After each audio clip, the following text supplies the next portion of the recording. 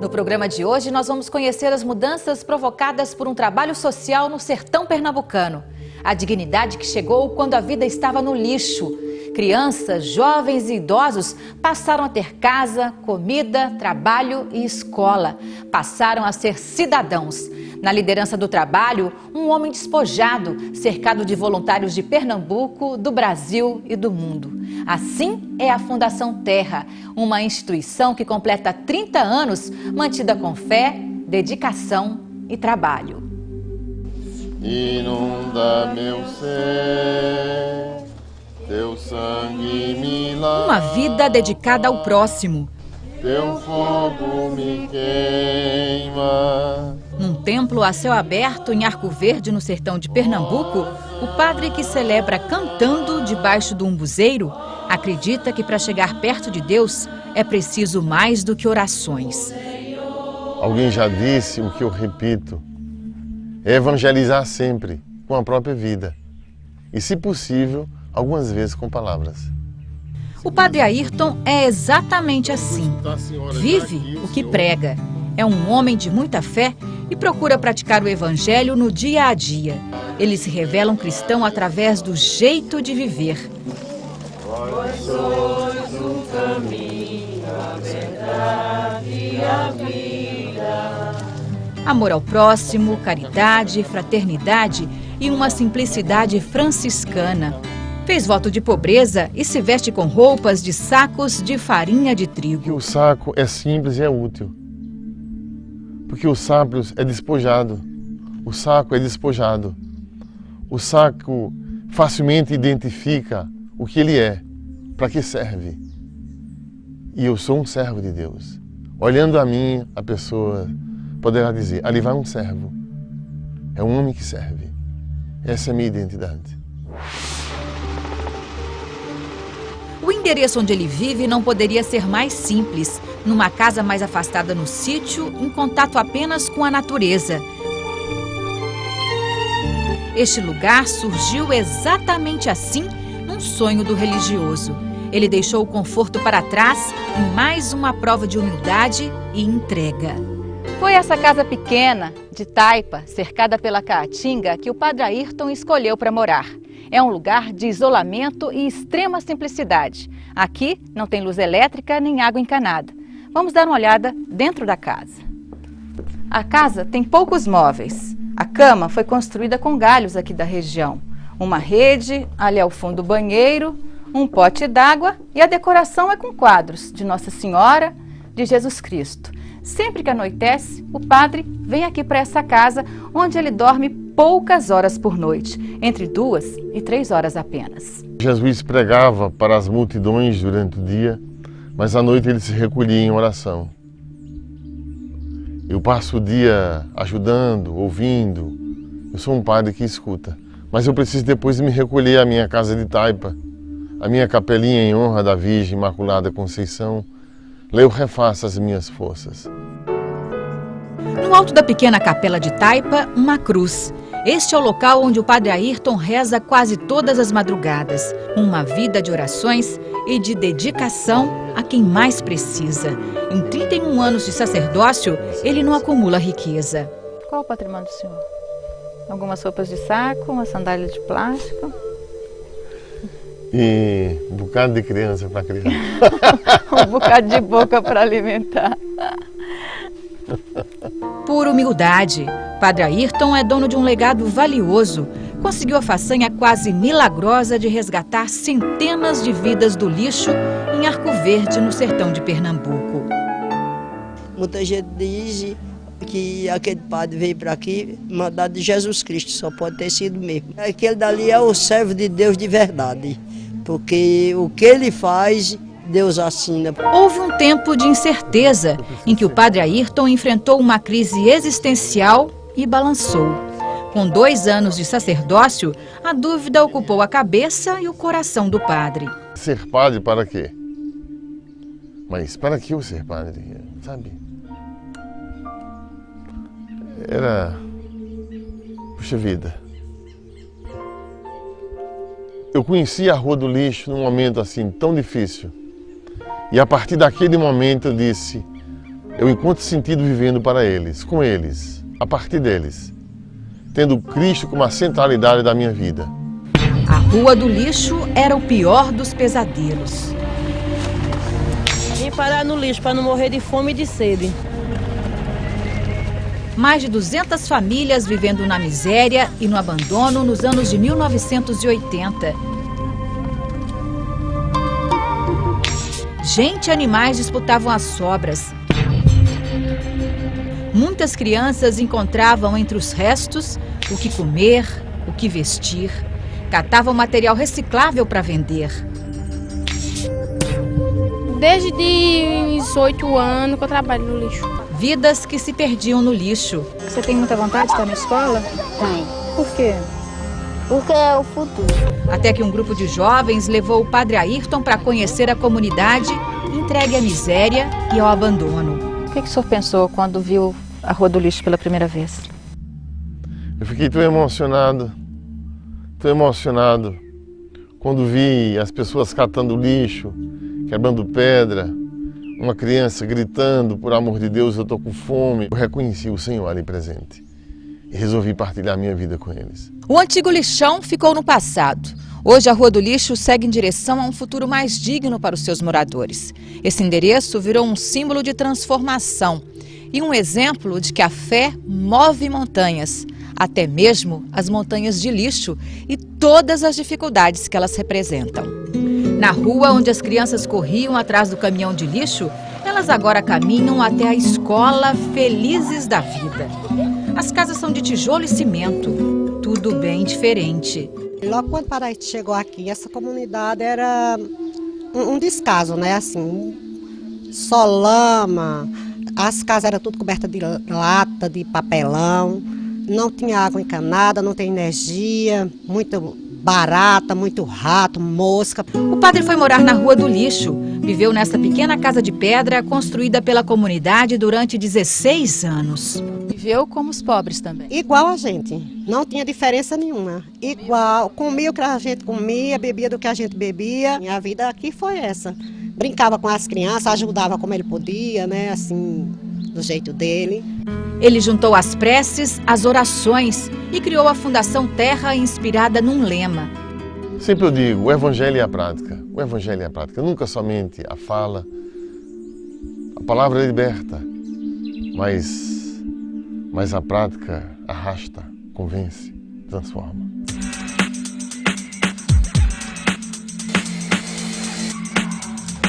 Era o início de uma lista interminável de realizações. A creche para os filhos das catadoras veio primeiro. Depois, a escola para 650 crianças. Para os jovens, cursos profissionalizantes, aula de informática, aula de música com o professor que veio da comunidade. Já passei por onde essas crianças estão, já sentei nessas cadeiras, já inclusive voltei agora como para passar o conhecimento que eu adquiri para eles. O coral ganhou um nome sugestivo, Grilos da Terra.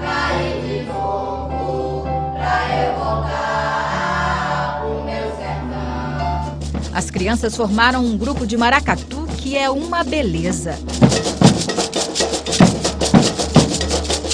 O que representou para você essa oportunidade de estudar, de fazer parte de um grupo cultural?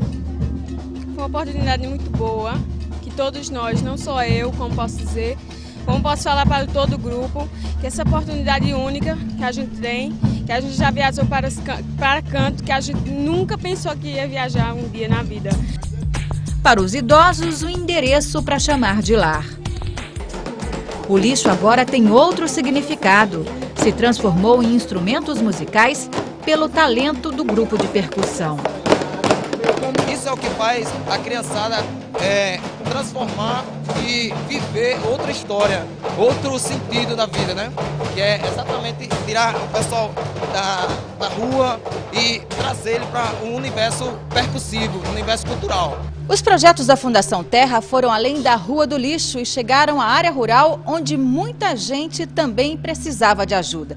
Essas crianças que não tinham onde estudar, agora passam o dia todo na escola Pequena Infância. O uniforme, os livros, o material escolar. As crianças recebem todo o apoio. Na região devastada pela seca, a escola é garantia de comida. Eles chegam aqui 7h10 da manhã, já tomam café e depois às 10 horas tem um lanche. Então isso faz uma diferença enorme na vida de cada criança aqui. São servidas 900 refeições por dia. O resultado do esforço compensa. Todos os dias, todas as semanas, havia crianças morrendo aqui. Hoje, dificilmente se morre uma criança nessa comunidade.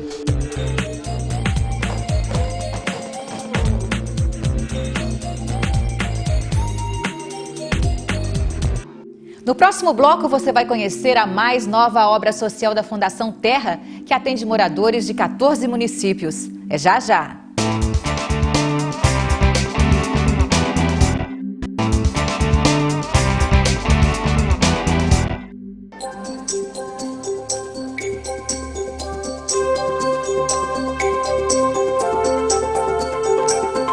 A mais nova obra da Fundação Terra é quase inacreditável. De doação em doação, foi construído o mais moderno centro de reabilitação para pessoas com deficiência física e intelectual de Pernambuco. Aqui são atendidos 216 pacientes de 14 municípios por dia. Gente que teria que viajar mais de 200 quilômetros até o Recife para ter uma chance de recuperar os movimentos. Está a sua recuperação? Eu estou na minha 4ª sessão de fisioterapia. Eu não sentava, só andava na maca. E hoje é o meu primeiro dia sentada. E pensar que a campanha para a construção do centro de reabilitação começou com uma coleta de moedas em latinhas de refrigerante. Hoje são 54 funcionários e um total de 10 milhões de reais em investimentos na obra e nos equipamentos. Isso mostra que a grandeza do ser humano existe. A gente não pode desacreditar na força do ser humano e na capacidade que algumas pessoas, principalmente como o Padre Ayrton, tem de agregar num trabalho desse pessoas que têm interesse, que muitas vezes estavam perdidas, queriam, mas não tinham como. Então, um vai juntando a força com o outro e no final a gente tem toda uma estrutura como essa, à disposição da população e mais pelo SUS. A cada avanço, uma nova motivação. O centro está preparado para ampliar o atendimento aos pacientes que precisam de tratamento auditivo e visual. Só falta o credenciamento pelo Ministério da Saúde. O serviço poderá ser ampliado, atendendo 450 pessoas por dia. O que esse credenciamento pode representar aqui para você? O custeio mensal assegurado, porque nós ganhamos toda essa obra. Tudo começou com os cofrinhos distribuídos na cidade. A doação do terreno, as moedinhas, a construção do edifício, a aquisição dos equipamentos. Mas agora nós precisamos ter sustentabilidade. E nós precisamos ampliar esse serviço e oferecer à população o que eles tão ansiosamente precisam. A Fundação Terra mantém no Recife uma casa de apoio para 20 estudantes do interior completarem os estudos. Alguns estão tentando o vestibular, mas a maioria já está na universidade. Aqui eles têm tudo o que precisam para conquistar o diploma. Às vezes a gente acha que a gente tem mais do que merece, porque tem pessoas que moram aqui no Recife que não têm as condições que a gente tem com a internet, com a questão da comida, com a questão das pessoas que estão em volta trabalhando e apoiando, os grupos da terra que sempre estão dando aquele apoio para a gente.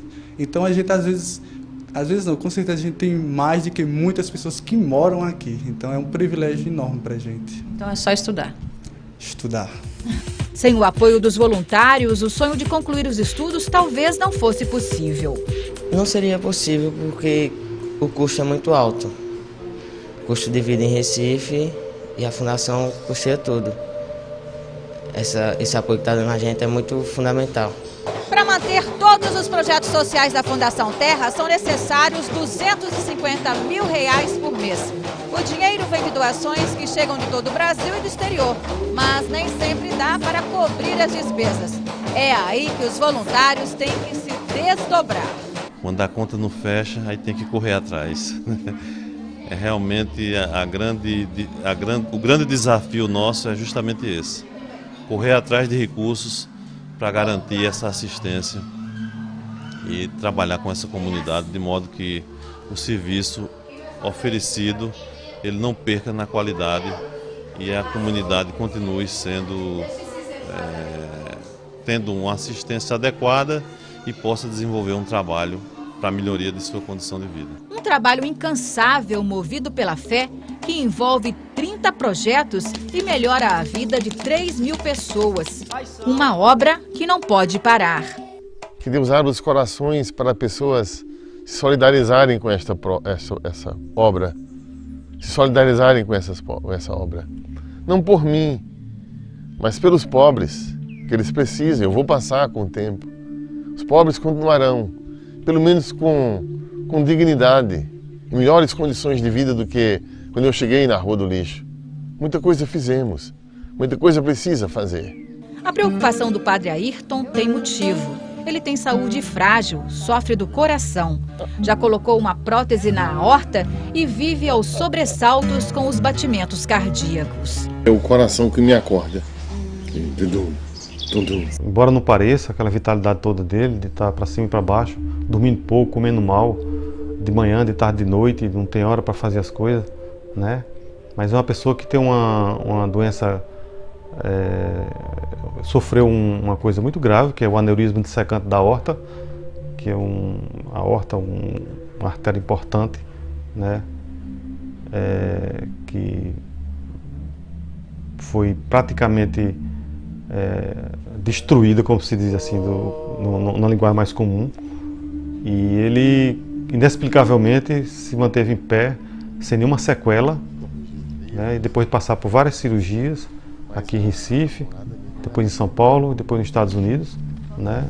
Mantém-se forte, sem nenhuma sequela, fazendo tudo o que ele faz de uma forma que muita gente com saúde, tida como pessoa saudável, não faz. Então é mesmo inexplicável. Eu acho que é uma força superior que ele tem, né? Que isso é que mais impressiona nele, é isso. Essa vontade de fazer as coisas. Para fazer as coisas é preciso arrumar recursos.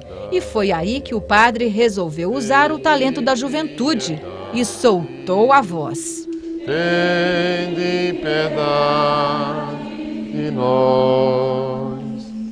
O padre Ayrton já gravou 160 CDs e escreveu 78 livros publicados em 4 idiomas que ele domina fluentemente: inglês, alemão, francês e português. É um intelectual que trabalha compulsivamente e gosta de refletir sobre os temas comuns à maioria das pessoas. São temas existenciais: refazer, recomeçar, as moradas, as decisões. São temas de todos os tempos da humanidade. Por isso as pessoas, quando escutam as pregações, ouvem as músicas, elas se reconhecem nelas.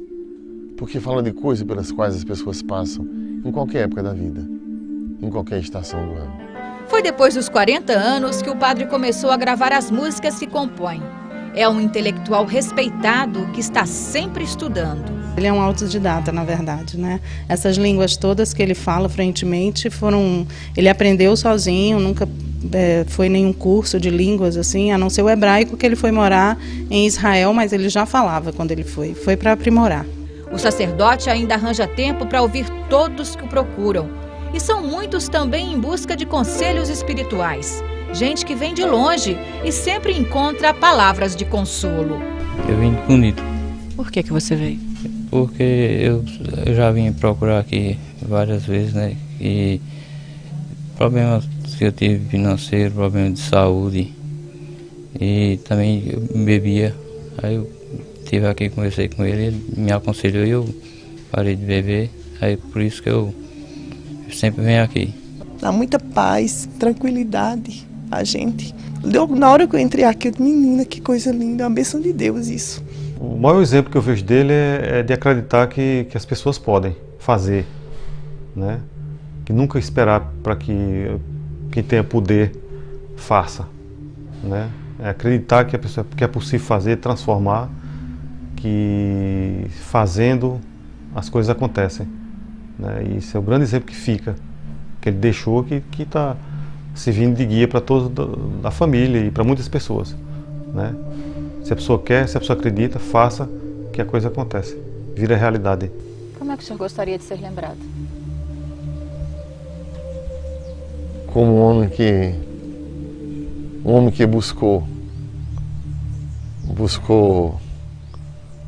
homem que buscou